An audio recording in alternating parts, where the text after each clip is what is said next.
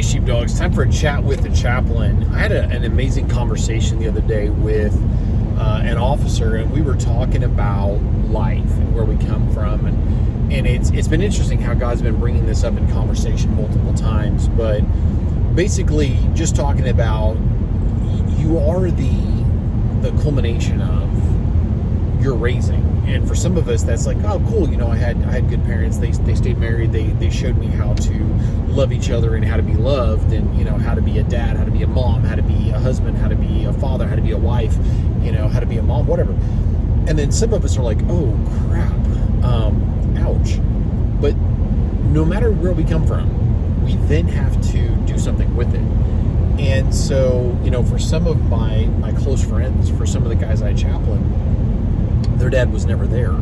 He was never involved. For some of them, not only was he never involved, or worse still, he was a horrible example. And you know, dad never had a stable relationship. And we oftentimes get our idea of what a relationship looks like from our parents. And maybe we were fortunate and a grandfather figure stepped in, or a big brother figure stepped in and helped us to grow. That's probably one of the biggest things I do as a chaplain is be a friend and a mentor and help to answer some of those tough questions. And, you know, I've learned a lot of things by making mistakes. And then fortunately, I had folks that went the distance for me and really invested in me. So I try to be the person now that I needed when I was younger. I really try to be that person. And so I was having a conversation with a young man about all of the damage and things that had happened in his life. And I've had this conversation probably 15 times, but this was really powerful. And I was just prayerfully looking for an analogy, because a lot of times a man, so I got to go back to go forward. That's one of my sayings, because I kind of started in the middle on that, but I think it's important. So how we look at ourselves as a man has a huge amount to do with how we view our own earthly father, and then unfortunately a huge impact on how we view God is impacted by how we view our own earthly father. So my dad was very loving and very supportive, and he fought his own demons. He was a little distant when I was young, but he really got past a lot of things he had come from, and his childhood was rough. And my mom and dad both, before they came to Christ, could not have been the parents that they were once they did. So a huge amount of how we look at, can I be a dad? You know, can I be a husband? Can I be the man that I was called to be? Is impacted on who our earthly father is and how they conducted themselves. And that could be a good or a bad thing again. And then also impacts how we look at God. So he and I were talking, and there's a lot of young men especially that when they came from a really negative background, their raising was rough, they really don't know how to be a husband, how to be a father. They don't know how to treat a woman. They just don't know how to do these things. And you know, we're taught by example. And it's how we learn when we're little. You learn to close doors and to brush your teeth and to tie your shoes. Someone shows you how. And a lot of us didn't get that from our parents when it came to being a husband, a father, etc. So we were talking about that, and I was perfectly trying to think of an analogy, and I've used this several times since. And I said, you know, have you ever seen a watermelon growing in a patch? I mean, I'm a country boy. And he's like, yeah. And I said, it's laying there on the ground, and sometimes it grows up next to like a big rock. I come from the Ozarks. I'm driving past, you know, cuts through rock where they had to cut through bluffs and stuff to put in even just rural roads. And we got some boulders around here. And he's like, yeah, I know what you're talking about. And I said, and then the watermelon grows around the shape of that item. Yeah, I know what you're talking about. I said, okay. I said, you pick up the watermelon and there's this dished in dent in the watermelon. And he's like, yeah. And I said, or have you ever seen where people take a watermelon and they grow it in a square box or a similar shape? And he's like, no, but I know what you're talking about. I said, it will conform to the environment that it was raised in, literally.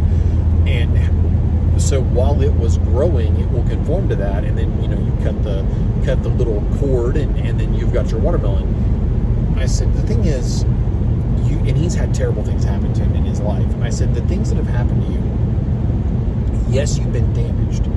But just like that watermelon, the watermelon, if you cut into that watermelon, it still tastes just as sweet. I said, you have every ability to still be very loving, regardless of the environment you were raised in. You have a choice.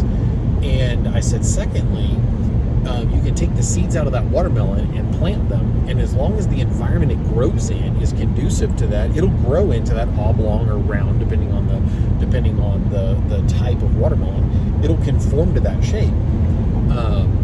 And he's like, yeah. And I said, you can do that for your kids too. There's nothing that means that your kids, because you can say this far, no farther. This generational problem, this way that I was raised, the damage that was done to me, the abuse, the neglect, whatever, stops with me. And that really has resonated with several guys. And I will tell you, a lot of times when a young man or a young woman goes into law enforcement, their why is extremely painful. Now, some people just have a desire to serve. They want to give back. In 2 weeks, the academy starts for me. And like many things that I've done, I'm doing it backwards. I've been a chaplain for 13 years now or so, and now I'm going into law enforcement, carrying a reserve, and actively helping to protect my cops and serve my community. Never thought that would have happened. I figured that boat had sailed for me wearing a uniform of service. But a lot of people, when they get into law enforcement, their why is very painful. It's visceral and guttural, and oh gosh, it's just awful, because they came from something truly terrible. And because they came from something truly terrible, there was a molestation, there was some kind of abuse, there was some kind of neglect, there was some kind of something. And the person, in many cases, the person that made it stop was a police officer, or no one ever did anything to help them. And they're like, wow, I wish someone had been there for me. If I can help one person, it's worth it. And so they go into law enforcement with a very strong sense of justice and right and wrong. And I admire that. But being able to own that thing, to look at that thing and say, you know, here's a cup. This happened to me. It will not define me. And we've got to be careful, because of these terrible things that can happen to us as people. We have to own it. We have to say, this happened. It's not going to control who I am. It's not going to dominate my future. I recognize it. We find perspective on that. And I was talking with an officer yesterday that he's like, you know, counseling is the best thing I ever did, because I was getting bitter, and he was dealing with PTSD. And he's like, I realized that I need to get help because every little thing set me off with my family even. Well, you guys that do this every day, you see the worst of humanity. There's things that you guys see and deal with, and humans really were not ever wired to deal with, to see, and to have to handle. And I admire that, and thank you for doing it. And so that alone is awful. And then sometimes there's not being able to forgive ourselves because we weren't fast enough. Didn't get to that call fast enough. We weren't able to do something, you know, quickly enough, or we couldn't save that person. And we have to understand that there's things that are above our pay grade. And there's times that God just says no, or somebody did something truly terrible and we could not stop them. And counseling for him, and I've gone through counseling, it's amazing, because imagine you're clearing a dark, pitch black room at night and you're bumping into things. You know, how many times as officers have you cleared pitch black rooms and you're sweeping with your flashlight or your weapon mounted light, and you're trying to see what's there? Imagine if you can turn on the light. Well, then now not only can you potentially remove that obstacle, you know where things are. And sometimes there's big obstacles in our lives. There was a molestation. We were just like used as a speed bag when we were kids, or something. Just truly awful, terrible things. I mean, I know a guy. He's not law enforcement, but he was held down on the floor by a guy that was high as a kite and injected with methamphetamine. And he told me it took him 4 years to get off of it. And he said, I wish I'd have told him to kill me, because he was like, either I shoot you or you do drugs. And the guy was so high and so paranoid. Terrible, terrible, terrible situation. That is some of the terrible realities that people deal with. You know, people that were ongoing abuse for years, screamed at, or their parents just fought constantly, or, you know, I know people that, like, their parents did foster care, and they got beat up by kids that were angry and jealous, or even molested by kids that were angry and jealous hear you have a happy family and a happy childhood, so I'm gonna steal that from you. Abuse is out there. It is awful when it happens, but finding perspective on it, being able to go, this happened. These are the dimensions of it. It will not define me. I guess if I'm going to pick up my coffee cup, I should probably take a sip of it. And but being able to own something and being able to forgive the circumstances, ourselves, our parents, those around us who didn't notice or noticed and did nothing. Even God, there's times that we are angry with God over something that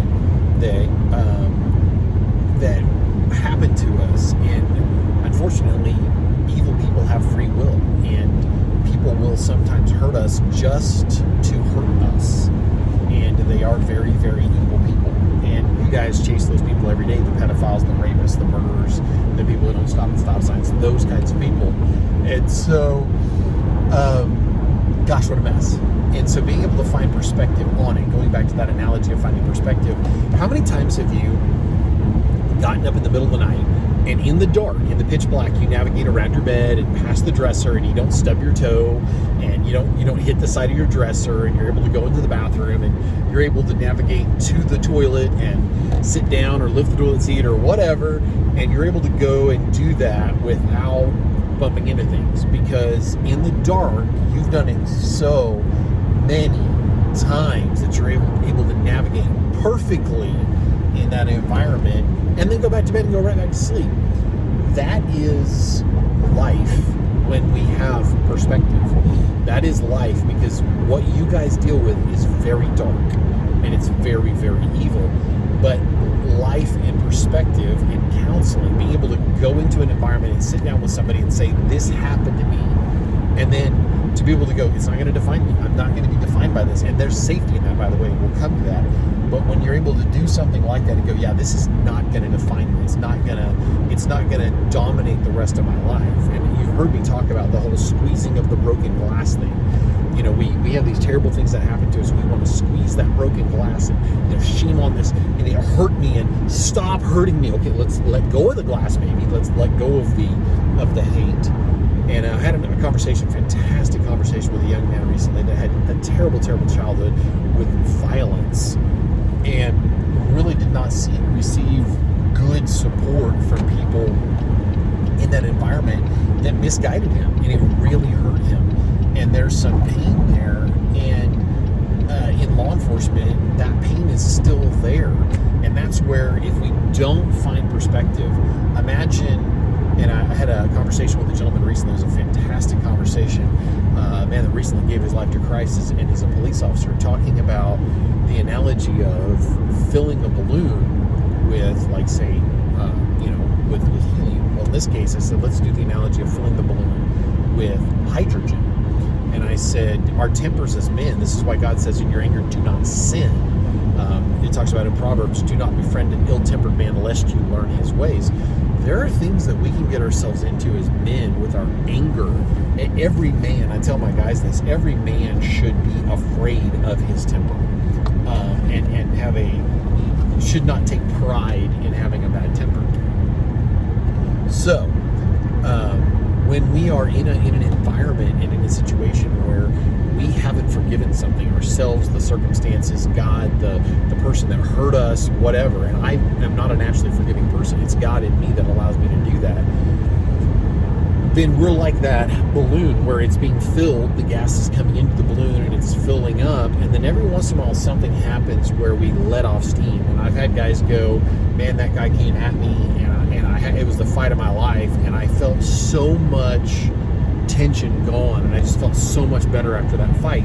Well, I'm going to tell you that odds are in that fight, you're actually not fighting that person. You're fighting the grandparent, the father, the uncle, the whoever that person was that betrayed you, that didn't help you, that abandoned you, that mistreated you, that abused you. You're fighting that person, and it should scare you. I have a friend, not law enforcement, really struggled with forgiving 3 different men in his life that had very deeply wounded him. And he did forgive. God caused us to bump into each other. He's one of the earliest people I chaplained. And ironically, he was not a veteran. it's just really a fascinating relationship how the Lord brought us together. And sadly, I've lost him. He's passed away. But he ended up in an altercation where somebody attacked him, and he was a beast of a man. Could squat like 915 pounds. I was like, dude, that's why God made forklifts. Like, what are you doing? And had injured himself, I don't know how many times. I missed my friend. But I became like a big brother to mentor, and I kind of chaplained the gentleman. We would talk many different times, and he called me, and he's like, we need to meet. And a guy had attacked him, and he'd hit him twice. And he was a heck of a fighter. He had trained for years. He'd been very seriously beaten on when he was young, and again, betrayed by multiple people, lots of forgiveness issues. And in a fight, he would just see red. And he had forgiven prior to this altercation these men in his life that had hurt him, and was able to rebuild relationships with them and other people before he passed away. Boom, very important. And so one thing being another, this guy attacked him, and he hit him twice. Now, he was like a semi-pro boxer. He had very heavily trained to be, because of the things that happened to him, he's like, nobody's going to do this to me again. And that is so common. That is so common. So he and I were talking. He's like, Paul, the guy swung on me hard. The guy was a big dude that came after him, even bigger than my friend, and was known for stomping a muddle on people. And he put the guy in the hospital with 2 punches. It was really a jab and a punch. And he's like he did massive damage to the guy's face with 2 punches. Like the kind of stuff I would probably have to use like a sledgehammer to do that kind of damage. And he said it scared me. And he was sitting there, and I said, well, first off, you defended yourself and you stopped. You had self-control. Because if you're filling that balloon with hydrogen, if there's all that hate and anger and unforgiveness and rage, and trust me, when we're, as men, we feel that rage, we feel that unforgiveness in us, oh man, we feel powerful in that moment. It feels good. But it's a scary situation, and anger mishandled leads to shame. That's my take on an old saying. Anger mishandled always ends in shame. And we should not be prideful about our temper. That's a bad place to be. So he had forgiven 2 blows, put the guy on the ground. The guy ended up in the hospital for quite a while because of it. Well, don't attack people. That's a pretty good strategy. And there's a reason self-defense is part of the law. And so coming back to law enforcement, I was having a conversation with this officer about temper and anger and unforgiveness, and we need to surrender these things to God. And so as we're having this conversation, I said, your anger scares you, and it should. And he's like, I really want to go to counseling. And I'm like, yes, that's a good thing. You need to do that, praise God.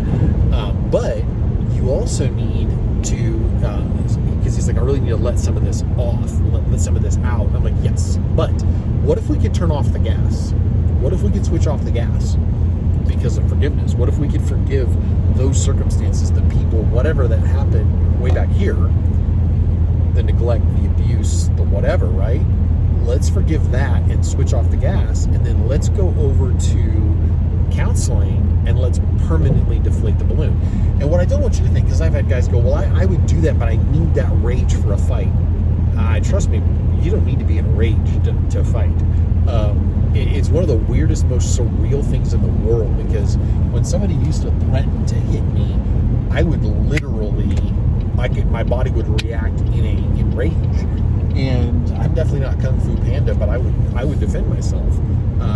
The folly of youth and a lot of young man's peeing for distance contests that happened where guys would come at me, and I'm like, look, I'm a really nice guy, but I ain't laying down for you either. I will fight you. And that's so dumb. But now I was in an altercation backing an officer, and many times I backed an officer, and it was a pretty wild fight. But I was unbelievably calm.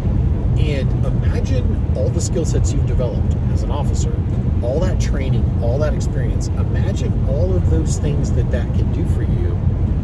And then at the end of the day, you're able to remain calm in that altercation. That's intimidating. And you're able to look at somebody and go, look, not my first rodeo. I don't even care who wins. You're going to jail. And that is something that ability to maintain calm also means you don't have to be nearly as afraid of your own temper to go, I'm actually afraid that I'm going to make a mistake, and I'm afraid that I'm going to make this mistake and I'm going to go too far. And that's where unforgiveness, that's where not having that handled, we let that out. No. you need to be, this is why Scripture tells us to be self-controlled, and we are to exhibit self-control. And it's been a fascinating journey. I've talked to guys over the years that they're like, that guy's a beast of a fighter, and he's so unbelievably calm when he fights. I don't know how he does that. Well, he's got a handle on his emotions, and probably is not struggling with massive forgiveness issues. Therefore, he probably doesn't have to be nearly as afraid of his temper as you or I would, struggling with forgiveness issues. So this has been a longer chat with the chaplain than I intended it to be, but that's kind of how I roll. This really would have made for a darn good episode, and I am remiss for not doing more episodes of Beside the Badge recently. I've had so much going on, and I want to, so pray for me as I go through the academy. I want to kind of talk about some of the experiences as a chaplain that's been doing the chaplain thing for a lot of years. I want to talk about things that I'm experiencing going through the academy. So anyway, may the Lord bless you and keep you. May his face shine upon you. Stay safe out there. God bless.